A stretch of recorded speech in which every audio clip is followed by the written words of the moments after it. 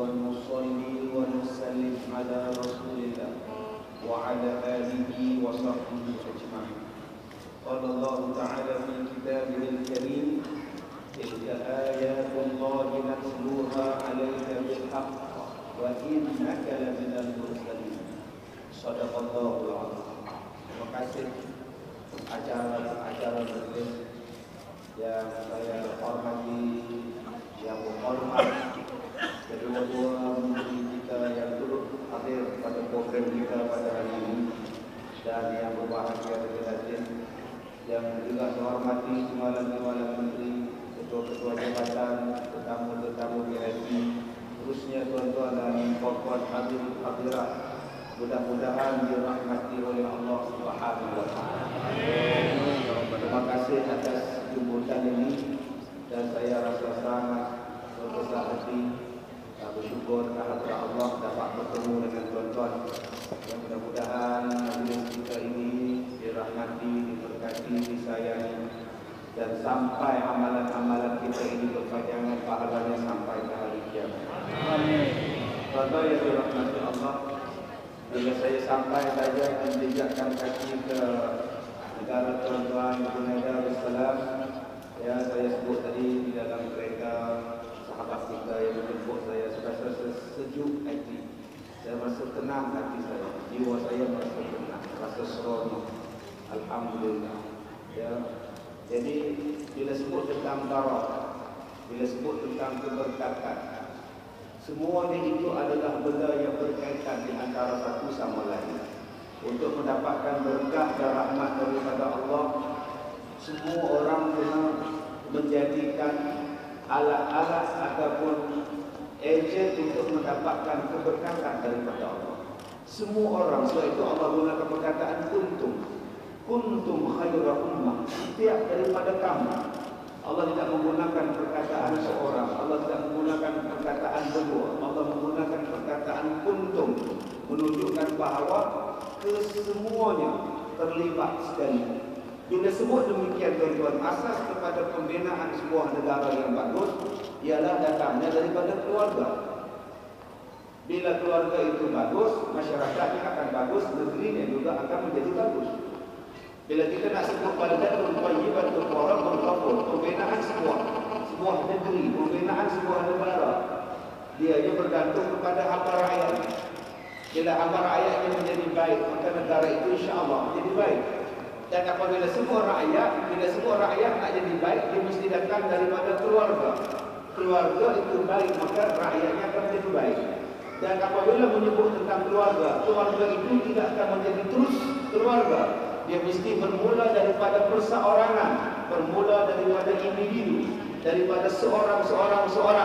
Sebab itu Allah Ta'ala sebut dalam Quran, Qul anfusakum, jaga, pelihara dirimu, wa ahlikum, dan ahli keluargamu daripada neraka. Nah, menunjukkan bahawa kita adalah ejen, setiap daripada kita adalah ejen untuk mendapatkan rahmat dan berkat daripada Allah Subhanahu wa taala. Tuan-tuan yang dirahmati Allah, kenapa tuan-tuan boleh berkumpul hari ini? Saya diberitahukan tadi jam nak sampai di sini. Duduk dalam masjid ini pun jam. Ya, Allah. Yang mana nak buang air kecil, sabar banyak-banyak. Nanti habis makan baru keluar. Jadi tuan-tuan, kenapa boleh datang ke sini? Sebab keadaannya aman. Kalau negara kita huru-hara, nak kahwin pun susah.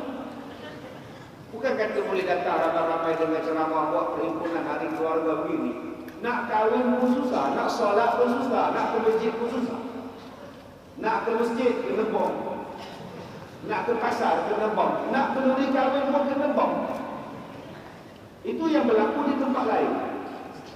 Tetapi apabila sebuah tempat itu aman, sebuah tempat itu elok, jangan fikirkan yang lain, beribadat. Sebab itu Allah jamin Madinah dan Makkah itu di antara negeri yang aman. InsyaAllah, walaupun sekarang ni ada wabak MERS. Saya kata MERS, rupanya wabak pernafasan. Sebab apa orang boleh pergi ke Mekah dalam keadaan aman? Sebab Allah jamin insya-Allah negeri itu adalah negeri yang aman. Pergilah pergilah, insya-Allah Allah pelihara. Maka apabila negeri itu aman, maka rakyatnya boleh hidup dengan senang.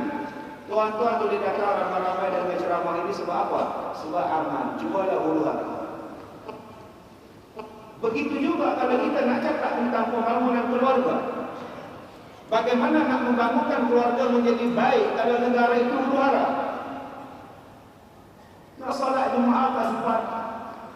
Bapa dibunuh, isteri dirogol. Anak perempuan dilarikan, anak perempuan dibunuh. Jangan cakap tentang soal pembangunan keluarga.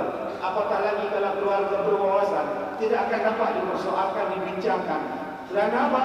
Kerana tidak ada aman. Sebab itu aman merupakan satu asas yang penting dalam pembinaan sebuah negara dan keluarga. Maka bagaimana tuan-tuan apabila sudah aman? Allah berfirman, "Falyabudu rabb hadzal bait." Hendaklah kamu beribadat kepada Tuhan rumah ini, Tuhan Allah. Apa yang Allah bagi kepada kita? Dua perkara. Yang pertama ialah apa? Allazi at'amahum min ju' wa amanahum min khauf.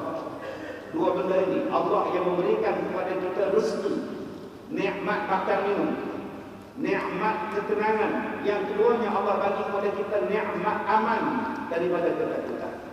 Dua ini asas. Apa ya? Sudah berbunyi ya. Yang salah sekali. Baik, tuan-tuan yang dirahmati Allah. Dua benda ini sudah dapat kepada kita. Pertama, nikmat apa? Nikmat jaminan makan. Coba perhatikan makanan kita di rumah. Subhanallah. Masya Allah. Stoknya untuk berapa bulan? Saya yakin di rumah tuan-tuan ada beribu-ribu ikan. Ikan bilis. Sekali makan 4 ekor ikan. Banyak ni Ustaz, ikan bilis kita dia. Saya cakaplah kalau bilis. Nikmat yang banyak. Cuba buka peti ais di rumah kita, peti sejuk. Nah, ais krimnya penuh. Kencing manis pun ais krim ini. Buka bahagian bawahnya. Ayam yang sudah disembelih. Kadang-kadang ayam yang tak disembelih pun ada dalam itu. Nikmatnya banyak, menggigil-gigil ayam sejuk dalam dia.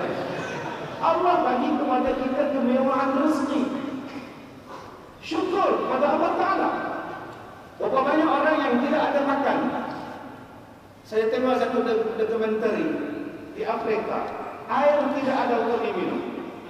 Bagaimana nak minum air? Mereka ada lembu yang sudah kering, yang sudah kurus kering lembunya. Mereka ambil tangan mereka, mereka julupkan masuk dalam punggung lembu tadi. Bila punggung lembu tadi dijuluk masuk dengan tangannya, lembu terjeli. Airnya kencing dan bertanda air kencing. Subhanallah. Masya Allah. Kita Allah Ta'ala bagi nikmat Allah makan, penuhi kahwin makan. Saya tak tahu di Brunei, tapi tempat saya sehari kalau hari Sabtu pergi di hari Ahad, ya Allah, jenguk makan, balik rumah macam ular sawah. Ini bulan Ramadan sudah hampir. Bulan Ramadan sudah hampir tuan-tuan. Pasal Ramadan daripada sini sampai hujung sana. 7 kali pusing, namanya sahih, 7 kali pusing. Subhanallah. Banyaknya nikmat yang Allah Ta'ala bagi. Subhanallah. Jangan takut. Selagi mana kamu hidup, selagi mana kita bernafas, selagi itulah Allah jamin rezeki kepada kita. Jangan takut. Apa tugas kamu? Falyabudu rabb hadzal bait. Ibadat kepada Allah. Bila kita tambah ibadat kepada Allah, inilah yang dipanggil syukur. Banyak orang faham syukur itu apa? Alhamdulillah. Alhamdulillah. Itu lafaz. Lafaz syukur alhamdulillah. Syukur maknanya ialah tambahkan ibadat. Banyak orang salah faham tentang syukur. Syukur faham begini buat kenduri kesyukuran. Jemputlah datang rumah saya malam ini, ada kenduri kesyukuran. Apa yang kamu syukurkan? Anak saya berjaya masuk universiti, alhamdulillah, syukur. Ada orang yang menang anugerah Estafil, alhamdulillah. Apa saudara, siapalah saya? Saya bersyukur kepada Allah kerana percaya dipilih sebagai pelakon wanita terbaik. Itu kira baik juga tuan-tuan. Yang benar atau cantik? Alhamdulillah, kata dia. Yang tu lagi huru haru. Jadi ada orang yang menang nombor ekor. Tuan-tuan, alhamdulillah. Dia pun sebut alhamdulillah. Buat penulis bersyukuran. Kita pergi rumah Datuk Imam sampai, Muazzin bilang sampai, orang masjid sampai 40 orang. Penulis apa ni dia? Alhamdulillah.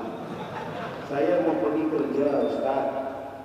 Bila pergi kerja itu pagi, jumpa dengan kemalangan kereta. Berlanggar saya, Ustaz. Saya terus catat nomornya. Saya pergi tikam, Ustaz. Kena. Allah. Sekali tikam kena. Sebab tu saya hari ini buat jamuan. Yang tu imamnya sudah 4 pinggan makan. Aku macam mana ni kita? Kali rumah didorong balik ke tuan, keluar balik. Subhanallah. Syukur la in syakartum la azidannakum. Syukur maknanya ialah tambahkan ibadat. Tambahkan ibadat itu maknanya syukur. Allah bagi kepada kita nikmat yang banyak. Berapa kali kita selawat? Berapa kali kita sembahyang sunat? Berapa kali kita sedekah? Berapa kali kita baca Quran?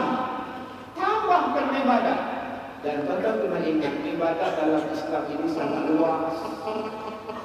Sampai Nabi kata, tabassumuka an wajhi akhika laka sadaqah. Kamu senyum di hadapan saudara-saudaramu juga itu sedekah. Bermanis muka itu sedekah. Itu jaga-jaga. Bermanis muka itu adalah sedekah. Ini masak muka. Dengan isteri pun masak muka. Mana maaf. Sebab tu ustaz pun senyum bila berceramah. Kita seronok tuan-tuan senyum. Ini mukanya masak tuan-tuan. Kita adalah imam. Itu imam lain. Betul tak imam lain? Betul tak? Cubalah kita gunakan pendekatan tadi tuan-tuan. Senyum. Bila sebut senyum itu merupakan sedekah. Bila sebut senyum itu merupakan satu kebaikan. Kenapa malah senyum? Senyumlah dengan orang. Senyum dengan isteri. Senyum dengan anak. Senyum dengan jiran. Kalau kita ingat itu adalah sedekah. Dia adalah pahala sedekah. Kita adalah orang yang paling senang sekali. Murah hatinya. Murah dengan senyuman ini. Orang yang senyum ini, insya-Allah Allah pelihara jantung. Sebab itu orang senyum selalu panjang umur. Baru ini tuan-tuan di Malaysia pelakon Haji Sattar meninggal. Umurnya 89 tahun. Saya ada program dengan Allahyarham Haji Sattar. Saya selalu jumpa dia. Kegemaran dia apa? Senyum. Kegemaran dia adalah senyum. Dia tidak bercakap tentang sakit, dia tak bercakap tentang benda susah. Yang dia cakap ialah kegembiraan. Saya jumpa dia senyum. Pak Haji, umur Pak Haji berapa? Kalau umur muda 68. Kalau umur tua 86. 89 Allah menitipkan umur pada dia. Orang senyum saja. Jadi kalau kita hendak panjang umur, senyum. Sebab senyum itu menyambungkan silaturahim. Ini masalah dengan anak masalah. Suami balik, isteri senyum. Abang baru balik. Isteri jawab. Apa senyum? Saya betul. Senyum. Senyumlah seindah surya yang membawa cahaya. Senyumlah dari hati dunia berseri. Senyum. Tak perlu kata apa-apa. Tapi saya nasihatkan, bila nak senyum pastikan ada orang. Jangan dulu jangan orang tidak ada terus senyum. Itu tak sehat. Tuan-tuan yang dirahmati Allah, bila sebut tentang bersyukur, bersyukur apa?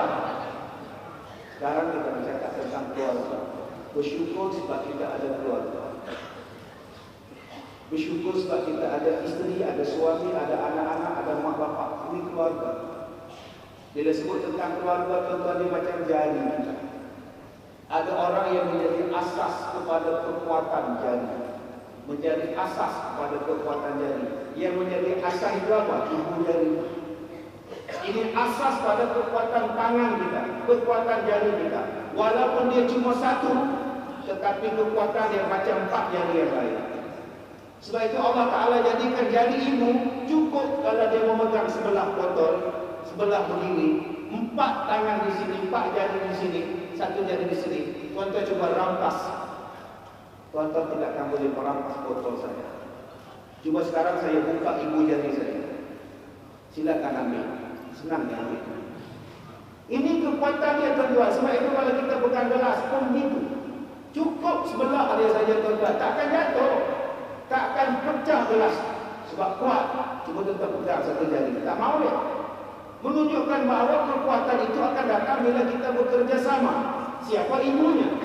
Sebab itu bila sebut tentang ibu ni, best is life. Ibu nombor 1 apa? Ibu tu. Sebab itu Islam letakkan kepentingan orang perempuan. Tuan-tuan jangan pandang remeh pada orang perempuan. Jangan pandang remeh pada orang perempuan. Islam mengangkat martabat orang perempuan. Setahun tidak boleh mandi. Setahun tidak boleh menukar pakaian. Setahun tidak boleh memotong kuku. Setahun tidak boleh menyisir rambut. Setahun tidak boleh makan dengan orang lain. Hanya duduk dalam bilik kecil. Bayangkan ibu-ibu kalau Islam tidak datang. Setahun tak mandi.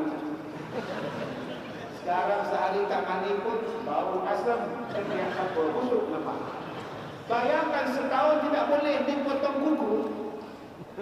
Tak boleh sisir rambut setahun. Dan apabila tak cukup genap eganya habis tahun, diambilnya najis unta, dilumurkan di badannya sebagai tanda buang siap. Baru boleh keluar di tengah masyarakat. Islam tukar datang 4 bulan 10 hari untuk orang-orang yang berada dalam keadaan ancam. Selesai masalah. Zaman itu apa yang berlaku pada orang perempuan? Kalau nak kahwin, orang laki-laki boleh tes. 10 laki-laki akan tes orang perempuan sampai mengandung, sampai dapat anak. Lalu dia tengok anak ini serupa siapa. Dalam 10 orang ini, siapa yang wajahnya serupa dengan baby ini, itulah suaminya. Ya Allah, teruknya tuan-tuan. Tapi Islam datang sampai Nabi kata syurga di bawah tapak kaki. Jangan abang-abang ada rumah cari tapak kaki isteri. Aku nak tengok syurga, di mana syurga? Itu namanya tak sihat. Maksudnya kalau nak masuk syurga, nun ibu kamu. Kalau kamu nak mengharapkan syurga, nun pelihara ibu. Kalau kamu nak jadi orang yang baik, jaga ibumu, taat pada ibumu. Itu namanya orang baik. Tuan-tuan, nah sekarang saya pakai songkok hitam. Tadi sampai saya pakai rupiah putih. Saya sekarang ada janggut. Sekarang saya mengajar agama. Sekarang saya baca Quran. Sekarang saya berzikir. Begini dalam masjid berzikir. Subhanallah. Kenapa panjang sangat tangannya Ustaz? Ini rantai basikal. Subhanallah. Tasbihnya rantai basikal. Ya Allah, hebat gila Ustaz. Ustaz orang yang sangat hebat. Belum. Nabi tidak letakkan tasbih panjang ini orang hebat. Nabi tidak letakkan panjang rupiahnya, serbannya ini orang hebat. Nabi kata siapa orang hebat? Khairukum li ahlikum. Sebaik-baik kamu ialah orang yang paling baik dengan isteri dan keluarga. Sebaik-baik kita orang laki-laki siapa? Orang yang paling baik dengan isterinya, orang yang paling baik dengan anak-anaknya. Itu wilayah Allah Ta'ala letak. Jangan harap kita ini baik. Siang malam baca Quran, siang malam baca Quran, langsung tak balik rumah. Isteri kelaparan di rumah. Rajinnya Tuan Haji, ya saya satu hari saya khatam 30 juz. Subhanallah. Saya betul Ustaz, saya memang cinta sama Quran. Menitik air mata saya jatuh atas Quran Ustaz. Bila sampai ayat yang menakutkan, saya takut. Bila ayat yang menggembirakan, saya pun suka. Saya sudah 30 hari tak balik rumah Ustaz. Kerja saya ialah baca Quran. Habis itu isteri kamu di rumah, biarkan. Anak-anak kamu lantak alat kata dia. Allah tak nilai tuan-tuan. pandang remeh kepada keluarga, jangan pandang remeh kepada orang perempuan, jangan pandang remeh kepada anak perempuan. Ini asas di nombor satu ibu, mak kita. Sampai Nabi letakkan tiga, satu, dua, tiga ibu, kemudian bapa. Kepentingan, bersyukur. Tuan-tuan ini saya dengar dah berapa lama akhirnya pelaksanaan sedikit demi sedikit kanun syariah. Alhamdulillah. Syukur. Sani'ah syukur pada Allah. Allah jamin keselamatan. Allah bagi keberkatan. Orang-orang perempuan yang takut Allah pelihara sampai sini. Yang ini tuan-tuan, keadaan yang terbaik. Islam sentiasa memberikan yang terbaik. Masalahnya apabila orang tidak paham Islam, maka dia akan jadi susah. Islam adalah satu agama yang sangat mudah. Ada orang yang keliru Ustaz, antara mak mertua dengan mak kandung, siapa yang perlu saya taat Ustaz? Ini mak saya, ini mak mertua saya. Bagaimana Ustaz? Dalam Islam tidak ada luang mak telan mati bapa. Dalam Islam ada penyelesaian. Sebab itu Allah Ta'ala sebut fa'in tanaza'tum fi syai' farudduhu ila Allah war Rasul. Kalau kamu ada perselisihan, kalau kamu ada pertikaian apa-apa pun, rujuklah pada Allah dan Rasul, Quran dan hadis. Sekarang konflik Ustaz, suami ataupun mak saya Ustaz, Ustaz, isteri saya atau mak saya Ustaz. Ya Allah, dalam Islam kan ada aulawiyah, ada keutamaan. Sebab itu Nabi itu meletak keutamaan ibu-ibu. Who next your mother? Who next your mother? Siapa lepas ini mak kamu? Siapa lepas ini mak kamu? Selepas itu siapa? Mak kamu. Lalu Nabi letak bapak menunjukkan bahawa keutamaan itu namanya aulawiyah. Sekarang tuan-tuan, kita ada ibu kita. Kita ada ibu kita, syukur. Ibu saya sudah meninggal. Dan saya yakin tuan-tuan juga ada di sini yang ramai ibu yang sudah meninggal. Jadi ibu-ibu yang belum meninggal, apa persiapan untuk anak-anak kita? Apa wawasan kita? Ya Ustaz, anak saya sekarang jadi doktor, alhamdulillah. Anak saya sekarang Ustaz menjadi lawyer, alhamdulillah, bagus. Anak saya sekarang Ustaz jadi businessman, alhamdulillah. Itu wawasan dalam dunia. Wawasan di akhirat apa? Bukankah Nabi sebut ada dua nasihat yang ditinggalkan kepada manusia? Allah tinggalkan, Nabi tinggalkan kepada kita dua wasiat. Satu wasiat yang boleh bersuara dan satu wasiat yang tidak boleh bersuara. Wasiat yang boleh bersuara itu apa? Nasihat. Nasihat yang boleh berbicara namanya ialah Quran. Bila kita baca Quran yang berbunyi Bismillahirrahmanirrahim, Qul huwallahu ahad, dia ada suara. Bukankah wasiat yang kedua yang bersuara boleh? Hadis Nabi. Bila kita baca hadis Nabi sallallahu alaihi wasallam, an Abi Hurairah radhiyallahu anhu qala Rasulullah sallallahu alaihi wasallam, dia bersuara. Jadi kalau ada masalah, rujukkan kita Quran dan hadis, boleh bersuara. Itu nasihat yang bersuara. Dan ada satu nasihat yang tidak bersuara. Ada satu nasihat yang tidak berbunyi. Nasihat yang tidak berbunyi namanya ialah mati. Mati tidak ada suara. Tuan-tuan, saya adalah penceramah. Saya boleh berbicara pengalaman-pengalaman saya. Saya boleh kongsi dengan tuan-tuan. Pengalaman saya pergi berceramah di Turki. Saya boleh berkongsi. Masya Allah, tengok perempuan Turki, subhanallah, astagfirullah. Masya Allah. Sampai sebut tak nak balik. Tengok sebelah anak-anak darah Turki, mak dia pula astagfirullah, nak balik. Pengalaman pergi berceramah. Saya punya pengalaman saya berceramah, saya boleh cakap sama tuan-tuan. Saya pergi ceramah di Australia. Masya Allah, bila sampai di sana kena isi orang, kena declare. Apa benda yang kena bawa? Declare pun declare lah. Apa yang declare-nya? Saya declarekan bawakan makanan. Masukkan lorong merah, makanan lorong merah, masuk, buka bag. You bring anything, sir? Yes. Can you open the garbage? Yes. Dia pun tengok di sini.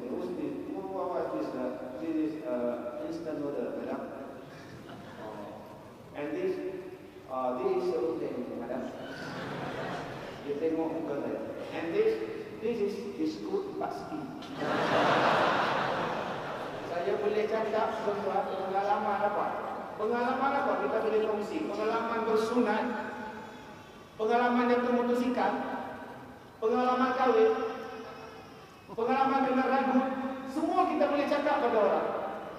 Tapi ada satu pengalaman yang tak boleh cakap pada orang lain, pengalaman mati. Mana ada orang cakap pengalaman mati? Dijemput kepada Allah yang Rahman Hakim untuk menyampaikan ceramah yang bertajuk pengalaman di alam kubur. Agak-agak ada Haji Midin bercakap juga. Tuan-tuan, malam pertama saya duduk di kubur, nampak menengok ni. Tak ada. Tuan-tuan bila masuk dalam kubur, tak ada siapa yang hantar handphone pada dia. Ada tu imam masjid, bila mayat digali kuburnya, ditanamkan mayatnya, ada orang yang lempar handphone. Tu imam lempar. Apa-apa hal kau lah. Ada malam tu mak kita telefon. 2 malam lepas mati baru mak telefon. Assalamualaikum. Ya, apa ni? Mak. Mak macam mana nak kubur? Alhamdulillah. Cerah lah kubur Alhamdulillah. Malaikat dah balik mak? Ada tak? Dia banyak tak soal mak malaikat mak? Sejak bila mak boleh jawab lah. Alhamdulillah. Yelah, mak masih ikut pun mak hafal kan. Mana ada tuan-tuan? Pengalaman mati adalah yang kita tanggung sendiri.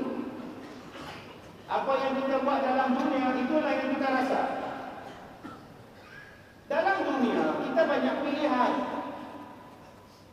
Tuan-tuan, kalau rasa-rasa malam hari ini, siang ini, sempit, masjid penuh, nak lujur kaki pun tak boleh, tuan-tuan pergi lujur dekat kaki di bawah. Kenapa kamu lujur kaki di bawah dia? Di atas tak boleh lujur, sempit. Tuan-tuan di sini kalau sakit, tuan-tuan boleh pilih doktor. Pakar mana yang tuan-tuan nak pilih? Doktor Ismadi atau Doktor Amran? Boleh pilih. Tuan-tuan boleh memilih pakaian semasa hidup. Baju batik atau baju kebangsaan atau baju Melayu. Dipersilakan. Tetapi tuan-tuan, bila berada di dalam kubur, tidak ada siapa yang boleh pilih. Dia tidak boleh memilih. Gelapnya, gelap, elektrik, tolong, elektrik. Di dalam dunia, orang boleh tolong. Ni ibu-ibu yang nak naik di atas masjid, ada orang yang boleh tolong. Tolong tolakkan wheelchair, tolong dukungkan kita. Ada orang boleh tolong. Kita sekarang sakit, ada nurse yang tolong. Kita sekarang sakit, ada suami yang suapkan makanan. Kita sekarang sakit, ada isteri yang sapukan ubat. Tetapi kalau kita sakit di dalam kubur, tidak ada siapa yang tolong. Yang tolong siapa? Nun. Salah satunya ialah anak-anak yang saleh. Salah satunya ialah daripada doa anak-anak yang saleh. Apa makna doa anak-anak yang saleh? Pertama doanya. Doanya, ya Allah, ampunkanlah dosa ibuku, ya Allah, ampunkanlah dosa ayahku, ya Allah. Itu doa. Pun sampai, walaupun yang doa itu ialah orang jahat sekalipun, dia baru merompak, serah kawan, rompak dalam kereta, ya Allah, ampunkanlah dosa ibuku, ya Allah. Itu pun doa juga, tetapi dia tidak saleh. Yang kita nak ialah doa daripada anak soleh yang mendapat yang sebenarnya apa? Segala perbuatan baik daripada anak yang soleh, perbuatan baik, perbuatan soleh, pahalanya sampai kepada kita mak bapak kita dalam kubur. Ini wawasan.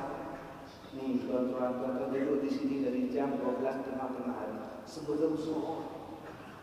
Habis sembahyang zuhur zikir, nunggu sampai jam 2. Sekarang jam 2.40. Berapa jam lah tuan-tuan berada dalam majlis ilmu ini? 3 jam tuan-tuan. Kita tidak habis jam 8 malam. Yang mana nak buat air kecil tak halal tuan-tuan. Selepas asal sama lagi, selepas maghrib sama lagi. Tuan-tuan tunggulah isteri saya masih nak balik. Pahalanya sampai pada siapa? Mak bapak kita yang sekarang berada di alam barzakh. Sekarang coba kita tengok juga anak-anak kita. Ingat balik Nabi Zakaria, ingat balik Nabi Yaqub, ingat balik. Nabi-nabi ini ketika bertanya kepada anak-anaknya, "Ma ta'budun min ba'di?" Apa yang akan kamu sembah selepas aku mati? Yang ini yang kita kena tanya kepada anak-anak kita. Perhatikan album gambar anak kita. Ya Allah, anak aku ini boleh ke baca Quran. Tengok pula anak kita yang nombor 2. Subhanallah. Yang ini semayang pun tak nak. Tengok pula anak yang nombor 3. Ya Allah. Yang ini pun ya Allah. Macam mana ya Allah. Belum terlambat. Jom kita didik anak kita jadi orang baik. Belum terlambat. Selagi mana kita masih hidup, selagi itulah belum terlambat. Yang terlambat itu bila sudah bertukar alam daripada dunia sudah berada di alam barzakh, yang itu baru terlambat. Tidak boleh lagi untuk balik ke dunia. Malaikat hantarkan aku balik ke kolam belair. Aku tak mau lagi dalam kubur ni gelap. Tolong hantarkan aku nak solat. Sudah terlewat makcik. Sudah terlewat. Sekarang ini belum terlewat.